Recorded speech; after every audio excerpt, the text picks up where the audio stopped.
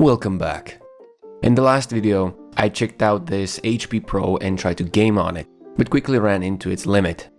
In the last part of the video, I mentioned that we're going to upgrade it and give it a fighting chance. And that's exactly what we are doing today.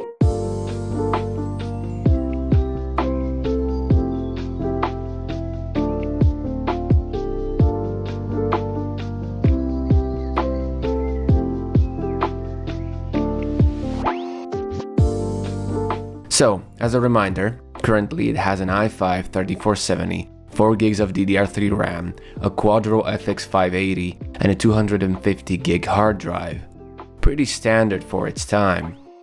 The i5-3470 aged gracefully, still being somewhat of a decent budget choice for a CPU today, even after 12 years. But the rest of the spec is now very outdated and in need of an upgrade, especially the GPU. So, let me introduce you to the AMD RX 580, the 8GB version.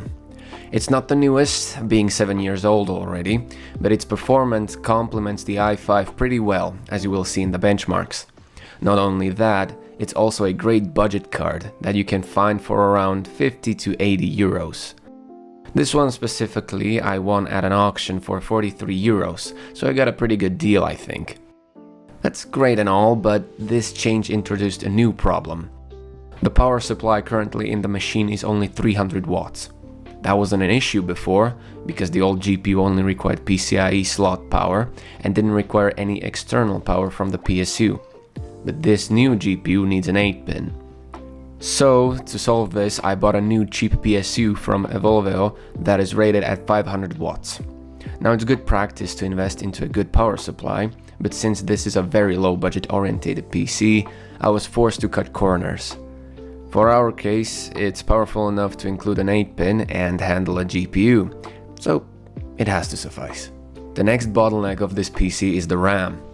While we last time couldn't see properly the mayhem 4GB has on new games, we at least had a small peek in GTA 5, where you could see how badly it needed more memory. However, this won't be an issue anymore because now it has 16GB of RAM. That should be plenty enough for whatever you throw at it. Surprisingly, buying a 16GB DDR3 kit in 2024 is still somewhat expensive, at least in my country. This one I got for 30 euros. The last bottleneck of this pre-build was the hard drive it came with, mainly its size and its speed. That's why I bought a new SSD from Apacer for 36 euros. It's double the size of the original drive and its speed is incomparable to how better it is. Now sure, I could have gone for even a bigger drive, but I would have to pay double for that, which I think isn't worth it in this case. I did, however, leave the original drive in there as a bonus, so at least you have around 750 gigs of combined storage in there.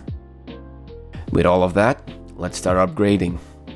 What makes upgrading these machines way better than the new pre-builds is that practically every part is standard, unlike the new machines which use proprietary PSUs and motherboards.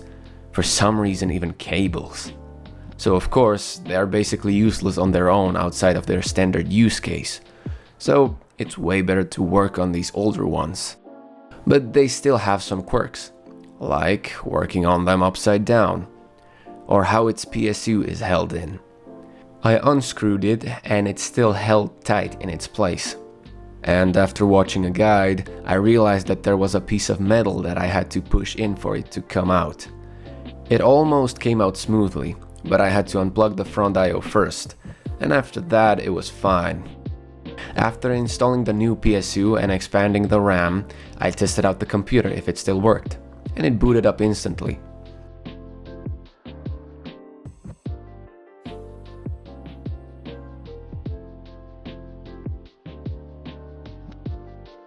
The next thing I installed was the SSD, which was quite difficult because the case didn't have any space for it. One good place for it would be at the top of the DVD drive, but I was already storing excess PSU cables there, so it wouldn't fit. Then I noticed a small supporting bar under the DVD drive which had a random screw hole in it. So, after fiddling with it for 20 minutes, I finally attached it to the frame.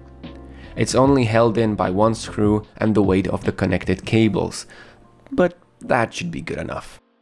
After that, I moved on to putting in the GPU, which was quite difficult thanks to the constrained space I was working in, but I managed to fit it in.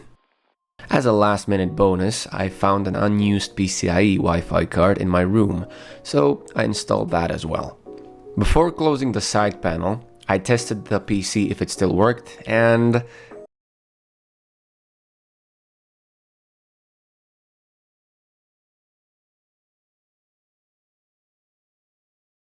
after 3 restarts, it finally booted up properly. So I put everything back together and installed Windows 11 on the drive.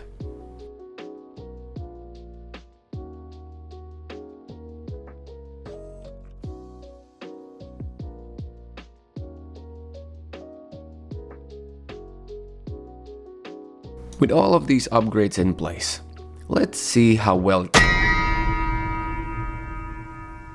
Unlike last time, I can now properly record the screen so you can see better. It's not the same quality as my normal benchmark videos, but that's because I wanted to preserve as much FPS as possible. Like last time, starting with Half-Life 2 with completely maxed out settings including 8x MSAA, at 4K it averaged around 174 FPS. The very low 1% and minimum frame rates were only caused by a loading stutter. Otherwise, it was completely fine. Ignoring that, the difference is already huge. Left 4 Dead 2 at the maximum settings with 8x MSAA 4K averaged around 94 frames per second, and in the heaviest scenes where before it scored only around 15 to 25 FPS, now achieved 50. If you want 60 and more all the time, then just drop the MSAA setting by 1 preset and it will now become completely stable. At 4K, even having 4x MSAA is overkill, so just keep that in mind. Up next is GTA 5 now at 2K with maxed out settings without any of the advanced settings turned on. It averaged around 50 FPS.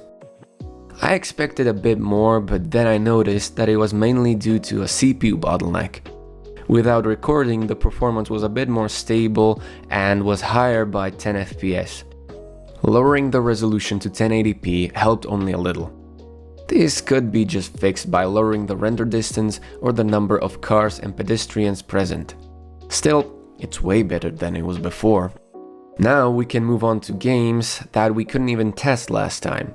Starting with Counter-Strike 2, running at medium to high settings at 2K, it averaged around 73 FPS.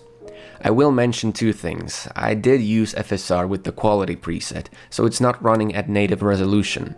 The second thing is that I was playing with bots and they are way heavier than just playing on a normal server, so expect a bit more FPS than I had. During gameplay, I did notice 3 massive stutters at the start of the match, as you can see in the graphs. But then it stabilized and ran without an issue, so keep that in mind while looking at the frame rates. The next title is Apex Legends, running at 2K with the highest settings. It averaged around 52 FPS. During gameplay, however, it wasn't stable at all, and this time the graph represents that correctly, because it was quite bad. I'm not sure if it just didn't load properly or what was going on, but that's how it was running. Lowering the settings helped a lot, which made the game run properly.